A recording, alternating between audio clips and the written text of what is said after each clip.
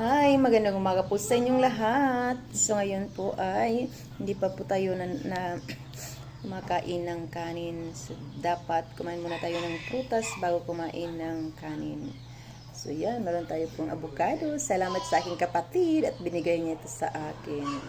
So dapat kainin natin ang avocado na walang halong asukal at gatas o kung ano-ano para makuha natin ng buo ang kanyang nutrients. So, ganun po yun. Yun lamang po. Maraming salamat. Magandang umaga po sa inyong lahat. So, ngayon po ay hindi pa po tayo na kumakain ng kanin. So, dapat kumain muna tayo ng prutas bago kumain ng kanin. So, yan. Meron tayo pong avocado. Salamat sa aking kapatid at binigay niya ito sa akin.